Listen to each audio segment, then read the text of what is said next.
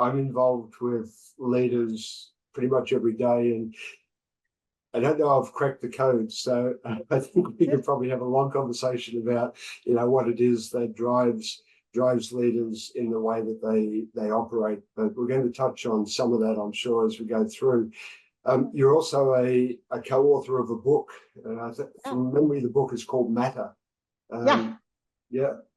Any more books on the pipeline, or? Yeah, and maybe through the lens of a hypothetical example, if that would be helpful, which is one that comes to mind for me right now is Boeing. So I think that's an internationally appropriate example, right? Nobody can escape the news of what's happening with Boeing right now. I promise you, I believe this to my core. There's not a single executive at Boeing who doesn't believe that safety is part of their why and part of their what. Like safety has always been a value there. It's something that they care about deeply. There's not a single individual leader who doesn't agree that safety is a really important part of the business that Boeing runs. Is that fair to say? Would you agree with that? Yeah, I can imagine how it all plays out. Let's continue with our scenario and imagine that we've worked through all of these steps. We've had that aha light bulb moments as leaders, and we see the value not only in agreeing but reaching alignment and working together. Are there any immediate steps that we can take as a leadership team to start to make this transition? Yeah, I think that's really astute, Wayne, because that continuous cycle allows you to continually refresh your strategy and also refresh your alignment to it. And when teams get really good at that, they learn to self-reinforce. They learn to ask themselves the right questions about how are we going to lead to that strategy? And if we can't answer that question, it probably shouldn't be our strategy. Yeah. And so you start to see those really powerful conversations taking place. I just want to let people know that if they go to your website, take the time, go through and look at the resources that you have there. They're fantastic, particularly for people like myself who are interested in the consulting business as much as being a leader. Some of those resources are fantastic. You have great templates. So yeah, thank you. Thank you for all that effort because it's incredibly useful.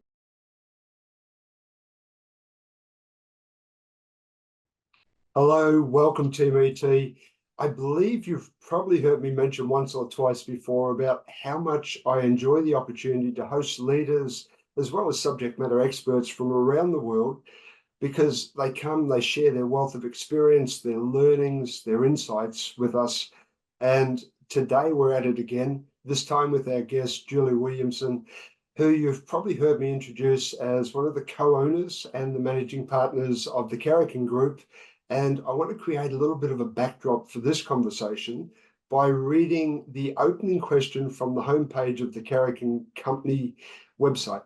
So, are you ready to transform your leadership, align your team, build a dynamic strategy, and deliver on the most ambitious goals?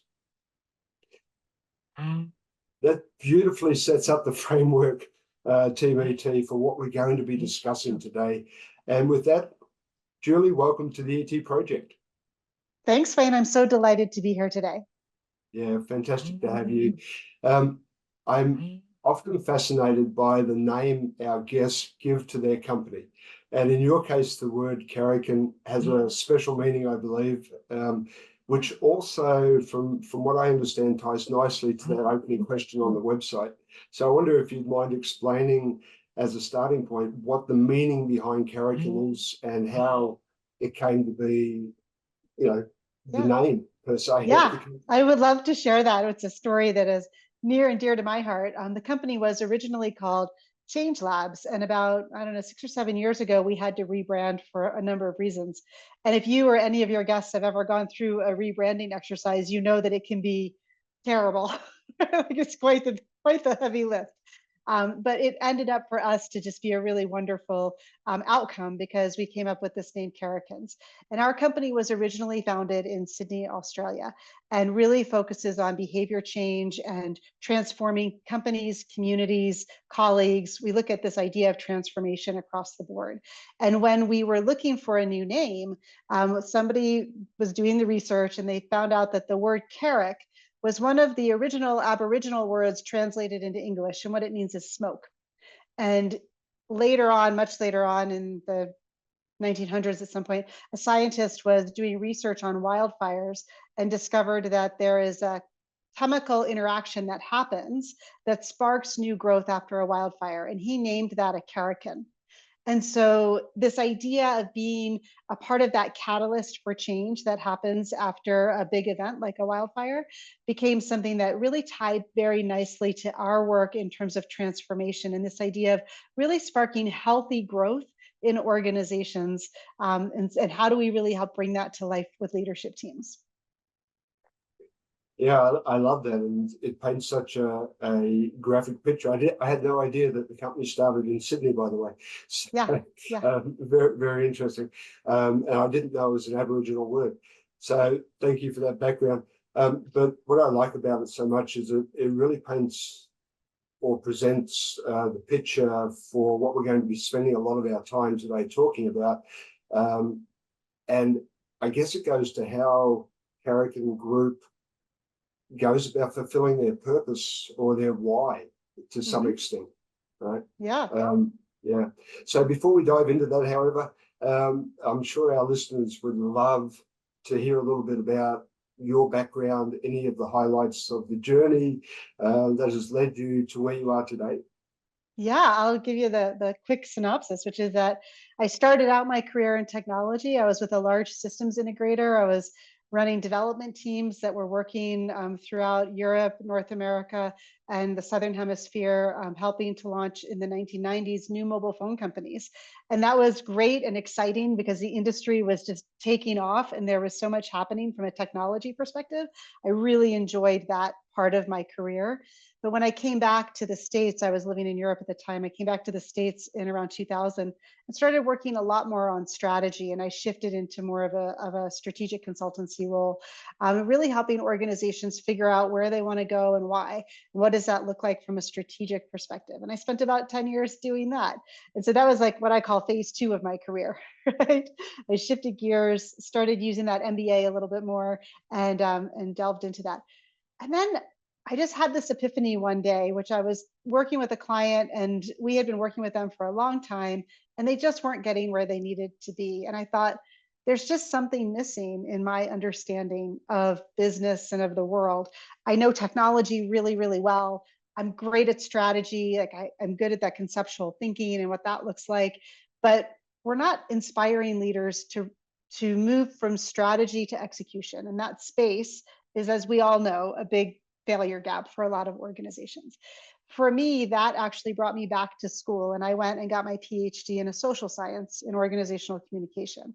And that helped for me answer a lot of questions about how do teams work? How do groups work? What is leadership all about? What's this identity that we have as leaders? How do we think about that differently in a way that's not accessible through, typical MBA education or a background in information systems, which is what my undergraduate degree was in. So for me, that journey led me to a whole new set of questions about how do organizations work and why. And that really informs the work that we do at Karrikins Group, is that intersection of business and social science. And how do we bring that together in a way that helps leaders to move from agreeing that something's a good idea to aligning and doing it together? Yeah, fascinating. I'm involved with leaders pretty much every day, and I don't know I've cracked the code, so I think we could probably have a long conversation about, what it is that drives leaders in the way that they operate. But we're going to touch on some of that, I'm sure, as we go through. You're also a co-author of a book. From memory, the book is called Matter. Yeah. Any more books on the pipeline, or what's the book about, and does it tie to what we're talking about today? Yeah. So Matter, I was a co-author on Matter with the founder actually of Karrikins Group, Peter Sheehan. He has since exited the business and is off doing other amazing things. But I was really grateful to be a partner with him in that book. And I think it's a great demonstration of companies that are working hard to make things matter, to make their work matter. So there's a bunch of case studies in there. It's really rich in examples. So I would encourage people to check it out. We do have a book coming out in the next about year. We don't have a drop date quite yet, but we're getting closer, around the how of leadership. So thinking about how leadership teams lead together and answering that question. There is no answer to it, by the way, Wayne. So I guess the answer is there is no answer, but Right. we think there are a lot of great things to know about how to lead together. Yeah, it's fantastic, and I look forward to getting hold of that book when it comes. Yeah. But let's jump across to our main topic for today, and I suppose let's do a little bit of a scenario role play, if you like, and imagine I'm the company head. What would be some of the reasons that I would come to the Karrikins Group for support for my business? Yeah. You know, our best client is a frustrated executive, as we like to say. So my first question to you in this role playing is, Wayne, are you frustrated with your team's progress against the strategy that you paid a strategic consultancy $7 million to build for you? Constantly, daily. Yes, I fit the mold. Excellent. So we know that executives, companies spend a lot of money on what they're going to do. They pay a lot of money to do great strategy work, and that's important to do. We know they spend a lot of money on why they're doing what they're doing. So sometimes that becomes a marketing agency, or somebody's partnering with them to develop their mission, vision, values, purpose kind of statements. You should know why you're doing what you're doing. You should know your what and your why. Most of the clients that we work with have spent almost no time at an executive level figuring out how to lead together so that they can deliver on their what and their why. So they leave that up to the individual executives, who are very capable, bright, nice people typically, but they haven't figured out how to lead together. And so they're all off doing it in their own way. And then they scratch their heads and wonder why the strategy hasn't fully delivered, or why the mission, vision, values, purposes aren't being embodied and lived. Yeah, very nice. So I see through your website you articulate that with a graphic or a visual called the diamond triangle. Yeah. Maybe you could explain, go a little bit deeper on the three elements, if you don't mind, please. Yeah, of course. In the diamond triangle, we see the what, again, is the strategy, the plans, transformation efforts, ambitions, goals, could be a financial outcome, whatever you're trying to work towards. Having clarity on what you're doing, obviously and definitely important. We don't argue about that at all. The why of the diamond triangle is your mission, vision, values, purpose types of things. So, what's that higher order calling that you have for yourself or your company as a team? Why is it that you exist, or why are you trying to have an impact in the world? And those are fairly well understood components of the diamond triangle, but the missing piece that we see that sits in between the what and the why is how you lead together, answering that question and getting specific. And that, by the way, it can't be outsourced. So the what and the why are often what might be done by this strategy team, the chief strategy officer, or the innovation group, or I don't know, whoever. The why sometimes gets pushed off to HR or marketing or other people that are going to try and bring that to life in a clever way. But how we lead together, if you're an executive, and we'll go back to our role play, you're my frustrated executive, you have to do that work yourself. And filling out the why of your the how of your diamond triangle is an incredibly powerful experience for leadership teams. Yeah, I actually love this example. It simplifies the whole process. What I was trying to get clear in my head as I was thinking about our conversation is what comes first. It's almost chicken and egg scenario, right? So I guess there's a little bit of a parallel approach.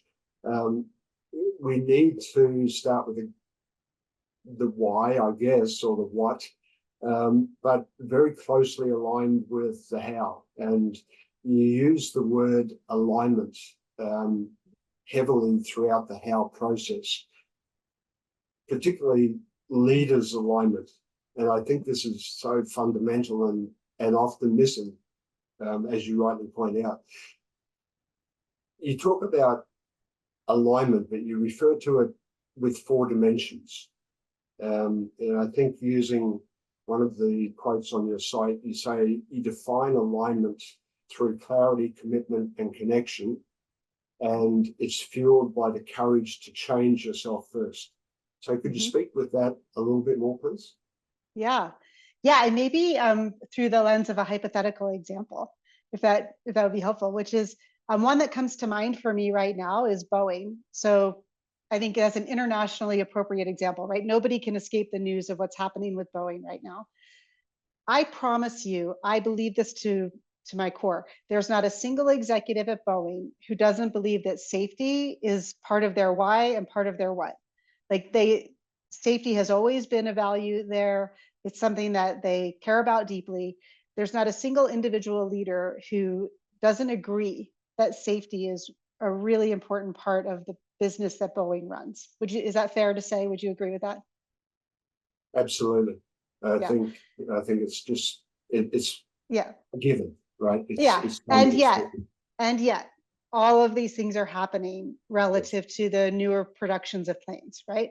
And so the aligning to the concept of safety is a priority for us. That requires a leadership team to have conversations about what are the trade-offs that we need to make that are different or that are hard or that really require courage in the moment to make sure that collectively we're always putting safety first. When you do that as individuals, it can show up in all sorts of different ways, right? Like where you invest your money and your time and what you say yes to and what you say no to can vary from person to person. But if you've taken the time as an executive leadership team to get on the same page about this is what it looks like for us together as a leadership team to make sure that we're putting safety first, you change the conversations that you're having, and that changes the decisions that you make, and that changes the outcomes. And so moving into alignment around something that everybody agrees to, safety is important. Moving into alignment means that leadership team has to have the conversations about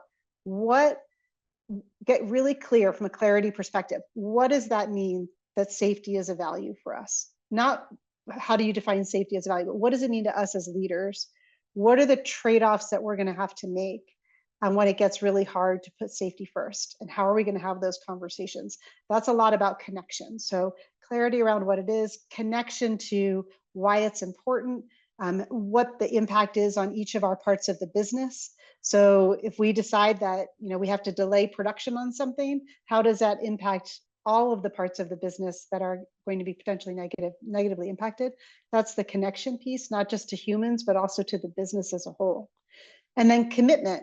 What are we going to do when the decision is going to be really hard? It might mean we miss our quarterly numbers. It might mean we have to make an adjustment to with the investment community. Whatever, we might have to break a promise to a supplier who we've been working with for a very long time. All of these things are hard and they take commitment, and that drives the courage piece of it. How do we collectively as a leadership team show up with courage when we have to make those hard decisions and stay committed to what we're all connected to with the clarity about what it really means to put safety first as a culture? So that's just maybe a pull through example that might be useful. Yeah, and I love that because safety is one that we can really get our mind around and understand how that process would flow. I can't help being the devil's advocate here, though. Sitting in many boardroom meetings, there's so many other factors that perhaps prohibit or create a misalignment. Agendas within different groups, different goals, different targets. There's so many factors. So I guess during the course of what you do, you're going to find a lot of cases where you start with this total misalignment. Would that be fair to say or not? It's interesting. We find that there are oftentimes, what we do is we talk about making the invisible visible. So how do you take the invisible conflicts that you just described and give words to them so that people can talk about them in a different way? And you're not just walking around with all of these assumptions and beliefs in your head. I'll give you a really quick example. We were working with a healthcare provider a few years ago, and they, at the executive level, there was a lot of conflict. But when you click down in the sales organization, they had goals around hitting their numbers, right? Like closing big deals. It was a B2B environment, closing big numbers. And then in the operations, they had goals around uptime and reliability for the systems that they were supporting. And then in the product department, they had goals that were triggered by hitting committed delivery dates. And those three goals are all in conflict with each other, because if, for example, the product group is saying, well, we can't get that out by that date, and the salesperson is saying, well, I can't close that deal if you don't make that date, and the operations people are saying, well, we're not going to be able to maintain our uptimes if we have to release, like it created this just this constant churn among the executives, because from a very practical perspective, they were working against goals that were in conflict with each other. Surfacing that and being able to give them different language for how to talk about that within their respective groups, that's part of the connection piece that we talk about. They weren't connected to each other's business models well enough to understand and appreciate the impact that different decisions were having a material impact within their groups. So that's the kind of thing that when we talk about making the invisible visible, it's like, how do we bring those often assumed things to the surface? Like the sales guys would just walk around assuming that the product people didn't understand how hard sales was, right? Like that was the big assumption. Like they just don't understand how hard it is to be out there selling. And the product people are saying, those salespeople, they have no idea how hard it is when every single thing they sell is a custom solution. And they're just taking the easy way out. They're just, customizing it because it's easier to get the client to say yes to something custom rather than doing the hard work of getting them onto a standard platform. I'm smiling because I could have that conversation almost verbatim throughout my career. I come out of that industry, and that is exactly the conversation that goes on. You have a really nice model that looks at, even once you get to that level of agreement, there's still a gap per se, or potentially, between agreement and alignment. And I love this model, and I wonder if you could go a little bit deeper on, what is the gap and what's the pitfalls that exist as a result? Yeah, we call it the failure gap, right? Failure gap between agreement and alignment. And I think where it shows up probably most readily for people is when there's a big transformation effort underway. Have you done any big ERP transformations, for example, where you're going to implement a big system? Maybe one or two.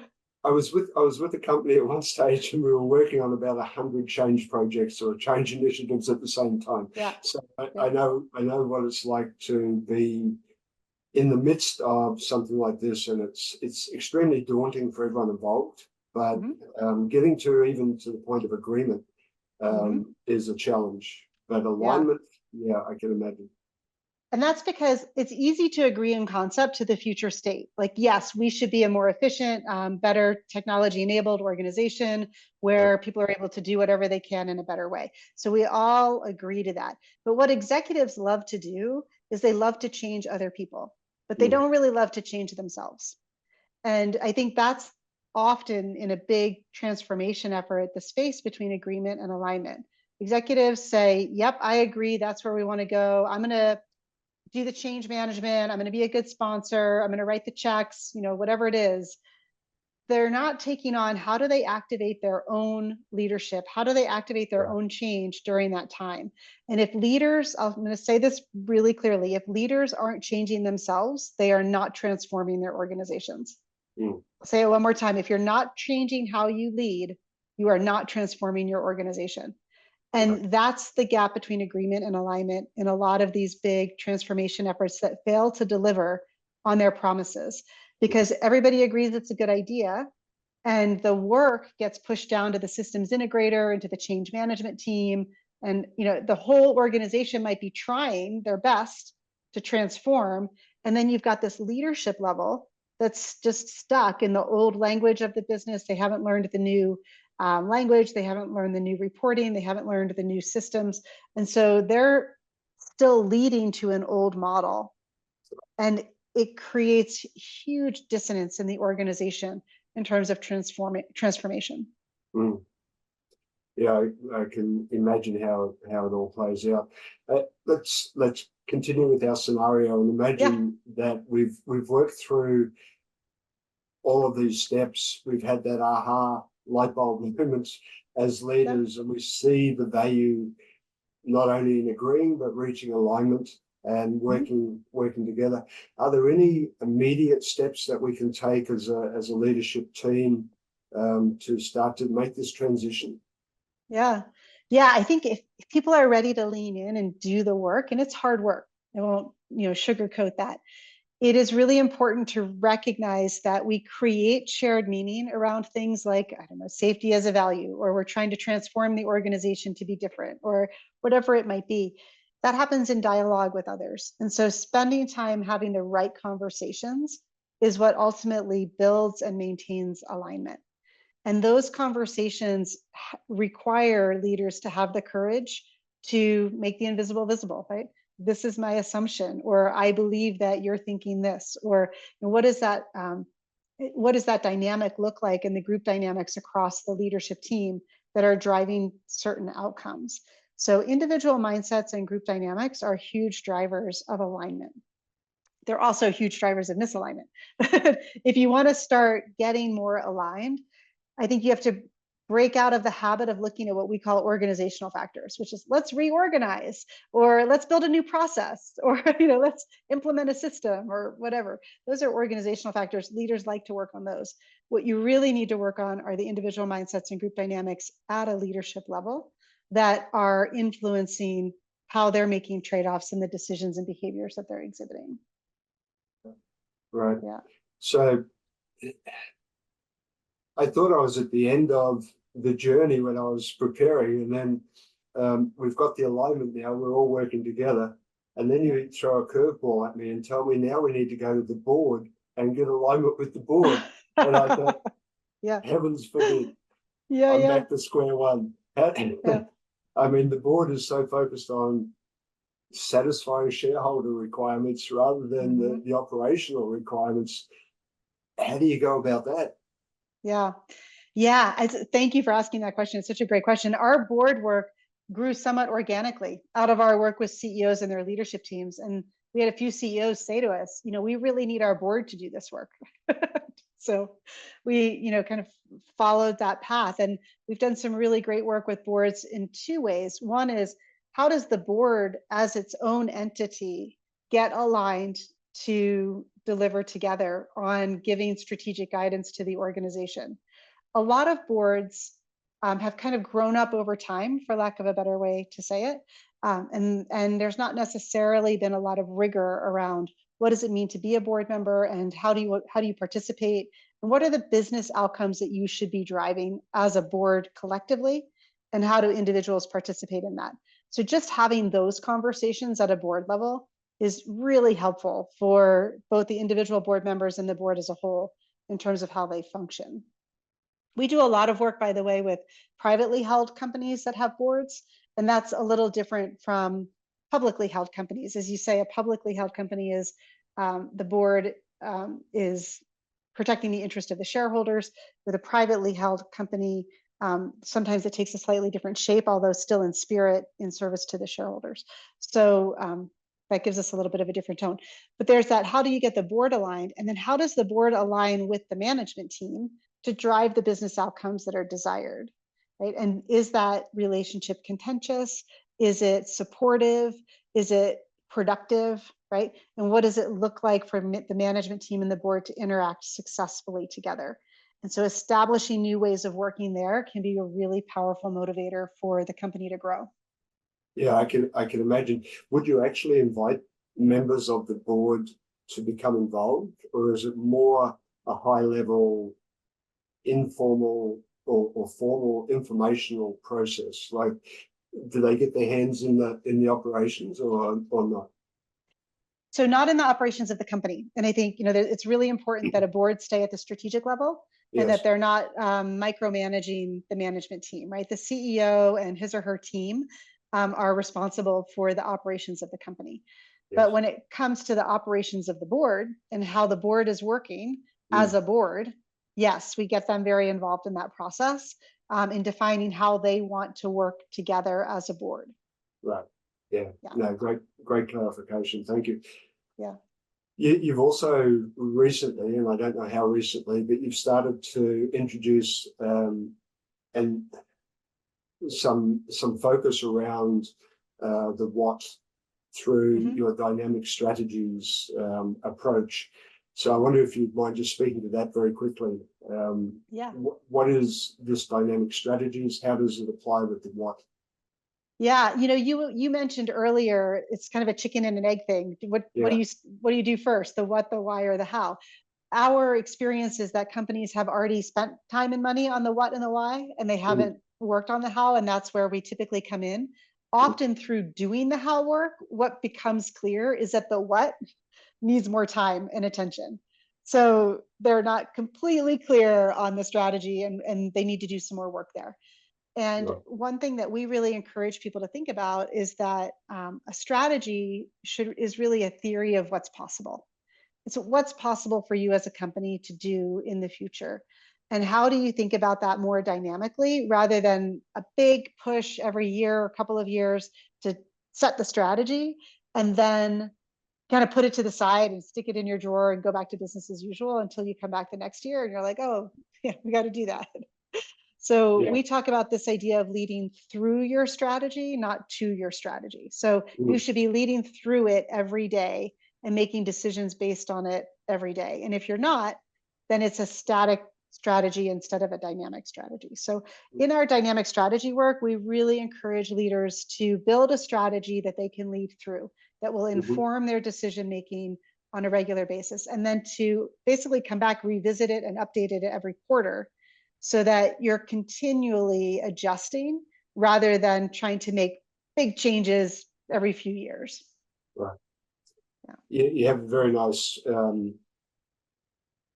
quote, I guess, on the website that says strategy unexecuted is potential unrealized. Yeah. And that resonates very nicely. I'm wondering, once you then get to that strategy point again, is it this constant circling loop where we then need to come back and look at as leaders about how we align again? So it's almost a continuum where Yeah. we're constantly evolving with this. Yeah, I think that's really astute, Wayne, because that continuous cycle allows you to continually refresh your strategy and also refresh your alignment to it. And Mm. when teams get really good at that, they learn to self-reinforce. They learn to ask themselves the right questions about how are we going to lead to that strategy? And if Right. we can't answer that question, it probably shouldn't be our strategy. Mm. Yeah. And so you Very start nice. to see those really powerful conversations taking place. Right. You have a lot of great expressions. One that you mentioned when we had our first call was uh, to go far, fast, get aligned. And Yeah. that's stuck with me ever since you said it. I love that expression. And the other one is that I used the word change or change management, and you corrected me and said we don't talk about change because it has that connotation. We talk about leader activation. And looking at your model, I can really see how that plays out in the real world, not just as a nice glossy statement. So I'm taking those with me, if you don't mind. Leader activation, Excellent. I love that. Yeah. So Julie, anything you're doing at the moment that the listeners should know about? Anything you're working on? Any new programs? I know you're working on a new book. Anything else Yeah. you do? Yeah, we've got a new book hopefully coming out in the next few months. I'll let you know when it's out there. Yeah. And that's going to really dive into this idea of the how of leadership. And it'll be sort of part field guide, part background around how could you tackle this if you wanted to, and hopefully giving people some great tools and resources for figuring out how to activate their own leadership and get aligned in some really powerful ways. So we're really excited about that. We've got some articles coming out on different platforms like Forbes and CEO Magazine. So you can keep an eye out for us there. And loving having the opportunity to chat with you and your audience. Yeah. I should mention, you just mentioned some articles. I spent time going through different areas of your website. Of course, you have some great resources. I just want to let people know that if they go to your website, take the time, go through and look at the resources that you have there. They're fantastic, particularly for people like myself who are interested in the consulting business as much as being a leader. Some of those resources are fantastic. You have great templates. So yeah, thank you, thank you for all that effort because it's incredibly useful. So yeah, thank you. Is there anything we haven't spoken about today that you think our listeners would benefit from hearing? I would just remind people that alignment is something that you do with other people. So I have a famous memory of a person. I was teaching a one-day workshop on collaboration, and this guy Bill was out in the hallway the whole time on his phone, and I was like, hey Bill, like, could you come in? And he said, oh, I'm fine, I know how to collaborate, it's everybody else who isn't doing it very well. I was like, no, I don't think so, Bill. Alignment is kind of the same way, right? You can't be a good at alignment on your own. It's something that a team is either good at or not good at. And so really think about the power of aligned leadership as something that you bring to your team. It's not something that you do in isolation from others. It's a really connected way of leading. But when you get a team aligned and they're delivering together, the most amazing things happen. And so it's really worth the effort to lean into that space and to think about that, how you align together as a team. Yeah, thank you for that. I mean, there's so many great takeaways coming out of this conversation, and the work that the Karrikins Group is doing as a whole. So wonderful to connect. Yeah. Where can people follow or connect with you or the group itself? Yeah, definitely. Please reach out on LinkedIn. I'm out there. Karrikins Group is out there as well. We'd love to connect. And the Karrikins Group website is also a great resource, as you mentioned. We're also launching a new YouTube channel in the next month or so. It should be out in the next few weeks, actually. So check us out on YouTube. We're going to have some really great content out there too. All right. Thank you. Well, Julie, been an absolute pleasure. I've learned a lot. My notebook is full as usual, but thank you for sharing all your insights and experience with the team, and really look forward to staying connected. Yeah, thanks, Wayne. This has been a pleasure. So what are you waiting for? Hit the subscribe button below and click on the bell icon so I can pop up in your feed occasionally with a great tip for your ultimate growth.